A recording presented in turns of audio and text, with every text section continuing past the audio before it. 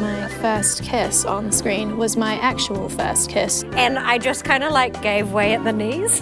Projectile vomit. You're trying to kill everyone? I was like, I don't know anything.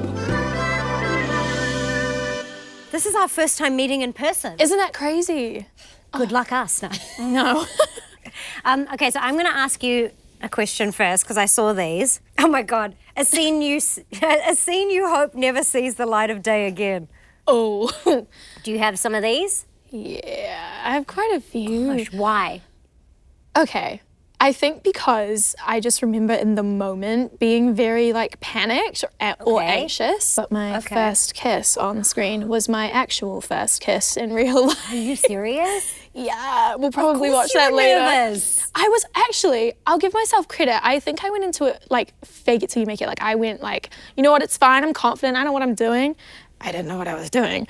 Did you I feel like I always thought in movies kissing was more omming. Right, like, that's what I thought, but then I was like, you know what, I'm just gonna navigate this. It was like a quick smooch and I was like, okay, cool. But we had to do 3 different takes and I just remember like the more we did it, I was like, oh my God, what am I doing wrong? Am I kissing wrong or something? But like, we're gonna have to go again. They were like, not again. What was that, Meg? But I remember my parents, this is why I don't want it to see the light of day again, because I was in the other room and I heard my parents just go, ew, and I was like, what happened? So I ran in and I saw myself making out with this dude on screen. I was like, oh, that's my mom and dad right there. Had you met the person before? Yeah, no, we had been filming for a few weeks, so that was fine. Like, he was lovely, so supportive. It was all good, but I just like, it's so jarring watching that and being like, oh my God, that was actually my first kiss. Like. Hold on, I've got comms. Oh my God, look at you. You're again. Why did I kind of go for that though? Oh my God. You went in. Good girl. Thank you. I thought it looked good. Roll that tape again. Young love. How it should be. Girl. That's not bad at all. That's beautiful. It didn't look bad to you. See, I think I was told it looked really cute after. Did you take mints and stuff? We had mints before. I was like, mint for me, mint for you. God, I love that for you. Do you have any? Yeah, I had a lot of firsts. I think probably my biggest first was my first marriage. Yeah, low-key. First marriage. And it was really weird. I remember going with the wardrobe girls to Modes in Newmarket to try on wedding dresses. And my mum being like, should I come with you? And I was pretty religious at the time, so I was like, it kind of almost felt a little sacrilege because I was kind of like faking something that in my mind was this really big moment. I was like, oh, this is my wedding. And I remember the day on set, you know, because it feels like a wedding. Everyone's getting dressed around you. For sure. Like, it's in a real church. And I remember, bless my sweetheart, my first panic attack. The church doors opened and I had to walk towards Adam Rickett, who was going to play my future husband. And I just kind of like gave way at the knees. I had like a full-on panic attack. Oh my Something about it gosh. felt so real. It was like, don't marry him. Oh, great, here we go. Oh my gosh. I promise to love you unconditionally, to honour and respect you. Wait! Oh no. Libby, don't. What's going on? Don't know. I'm so sorry, Soph. What happened? What's going on? It was him. Oh, for pity's sake, woman, if you've got something to say, say it. Speak now, forever hold your peace. He killed her. Kieran killed Morgan. I have the proof. Oh my goodness. Wow. I got goosey. You got goosey? It's real life goose. Can you see insane. that? Well, the dress, first of all, stunning. So I was so nervous that day because, you know, you're also a younger cast member. You've got all the icons in the room. Oh, of course. I picked myself up off the floor mainly because I like, we only have this location until 5. You're like, we need to get you off the floor. We got to get over this. But I do remember just that anxiety of like, getting married felt like, it also feels weird shooting funeral scenes in death scenes when it's fake too. I'm like, oh. You're kind of sitting there like, why does it feel so real? It does feel really real. Yeah. So there were a few things that I think I just didn't maybe have the emotional maturity because I'm like, it is fake, but it's still, even though this life that we live as our characters is fake, you're still doing it for almost more hours in the week than you're living your real life. So there are these weird parallels that you kind of, can feel really invested in. For sure. Yeah, I think a lot of the time with Cassie, when she was going through that sort of drug addict phase and that mental health sort of spiral that she went through, like constant like overdosing and that type of thing, for me it was very like in the moment, some of the scenes were just like silly and fun to shoot, you know, Cassie being high and whatever. That was silly and fun. But when you get to the nitty gritty of those like moments where she was really in her darkest times, I sort of reflect back onto how I was when I was younger, and I know that feeling. And so when shooting things like that, it can kind of feel very, here, this is where Cassie huffed oven cleaner. Cassie? Hey, what's happening? Oh, honey, what have you done? Have you taken something? Oh my God. What? You're huffing now? Are you out of your goddamn mind? Please. Why would you do this to yourself? That's it. Stay with me, honey. God, you're so good. Let me hold you. Thank you. That was like 6:30, 7:30 in the morning. Gosh, So that's a early. big scene to do at 7:30 in the morning. I know. Okay, this is a little BTS. What was your vomit made of, and how long did you have to keep it in your mouth for? Feijoa and apple juice. Oh. But the chunky kind. Gross. And so I had like a little cup. I think I kept it in the sink, and I had it when it was like, when they were saying like a few minutes before we were going to get ready. And so I'd put it in my mouth and just stand there like, because I just couldn't, like it was so gross. The visual of having to like projectile vomit. Oof. And then I had to do it again in hospital with the same juice. So I just can't do feijoas. Like, you're traumatized. Really by can't it. do feijoas. Here's a tip for young players though. Try this at home. Try hold a significant amount of liquid in your mouth and not make it obvious, because this is what it looks like. Go on. But you see, okay. You can tell. Yes. Great acting. Credit to your acting, because holding that much liquid in your mouth and not looking like your nose is flaring is very difficult. Right? And it's also just Acting the like, 101. I hope it doesn't like come out of my mouth. You know what I mean? That like initial, you're like, Well, at least I'm going they've to vomit. stepped up. Not a nod, not a... We had to, I remember having to do it a few times and using cold vegetable soup. Are you joking? Which makes you want to chunder. Why couldn't they warm it up? Here's a question. Guys. Why couldn't it have been warm soup? Why That cold? is absurd. I'm sorry. Is our budget that low? Come on, let's heat the soup, people. guys. The microwaves. See, moments like that would be like the fun moments to shoot. Yes. Whereas when, say, Cassie was in hospital and having these difficult conversations, being like, you know, she doesn't want to live anymore. Yeah. That was very reflective for me, because I felt like I could see a lot of myself in that from when I was younger. And I think that's a huge part of why I really value talking about mental health. And I think when I started acting, that sort of really helped me find my purpose in life, and it just collided so well with things that I was going through. But I definitely think that's why I put a lot of value onto the younger fans of mine, especially the younger girls. And I really, really love just being able to be someone that they can look up to, even if I don't personally know them. I want them to know that I am there, and I am someone that they can, I don't know, look up to in that way, because I want people to know that they aren't alone, because I felt so alone, and Cassie felt so alone, and that was just something that you find moments where you're like, that is so real, and that is such like a way to deal with this thing that I maybe chucked over my shoulder and said goodbye, because I just love to block things out, you know. It's just like my favorite thing, so I can just hop on the train and get on, you know. Have a shower and start Have again. a shower and start again. Exactly. Oh. I'm asking you politely, please leave. I'll go once we've sorted this out. Dad and Rachel will be home soon. You better be gone by the time they get back, or Dad will go berserk.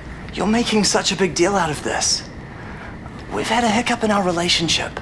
All couples have those. It doesn't mean we don't still love each other. It wasn't a hiccup, it was a breakup, and I don't love you. And I want you out of my house right now, or I'll call the police. There's no need for that. Okay. I'll go.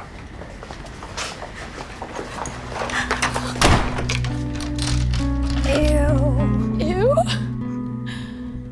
That feels so real, because I know that so many times in my life, like as a woman as well, you're in these situations where you're like, oh, I've misread this, now I don't know how to get out of it. Yeah, goodness. Great writing. Credit to the writers. Oh God, that's so sad. Yeah. Did you Those are find- rough watches, actually. Yeah. Do you find the same thing of like looking back at those in the moment? Did you feel those sort of really intense emotions about things like that?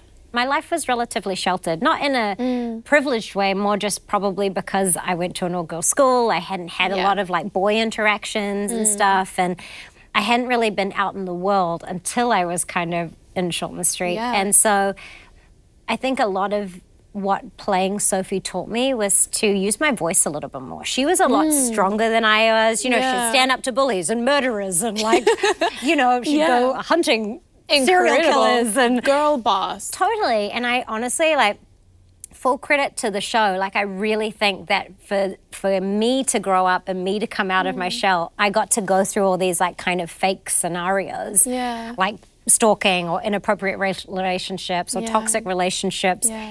And work through them as a character so that it actually strengthened me. I'm such a people pleaser by nature that I think had I not had the Shortland Street experience, I would have grown up a lot of like softer. And I think what it taught me was like a lot of that confidence that you speak about too, like which I'm so grateful for. I get to walk through the like whole world now not being overly scared of anything because I feel like I got to fake handle crazy situations.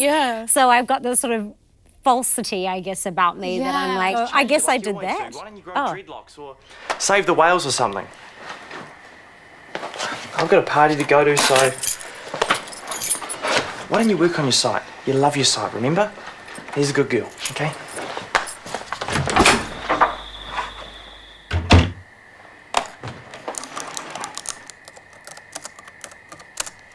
Yikes. Lighten it up, Three girl. exclamation points. Yikes. Oh, here she goes.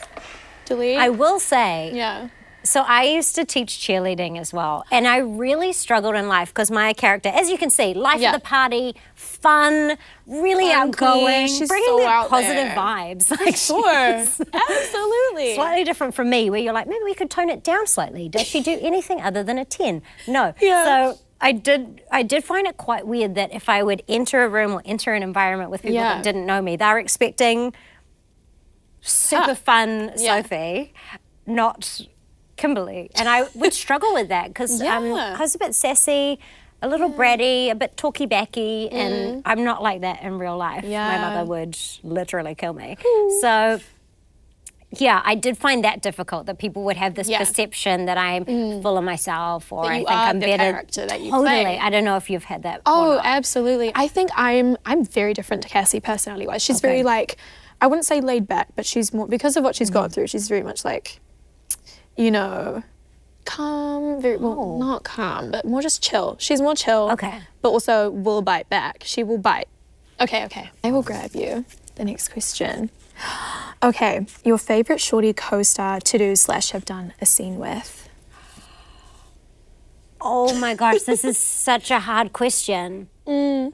I would say, probably Ange Bloomfield, who played the Rachel McKenna, or Amanda Billing. Mainly because I was just so nervous. I did the world's worst acting whenever I was opposite them. I was like, don't mess it up, don't mess it up, don't mess it up. No, that's how I feel sometimes when I'm acting against like Jess or like Steven. I'm just like, and all you want is them to say, good job or something. You know, I know, like, great I know. acting. Yeah.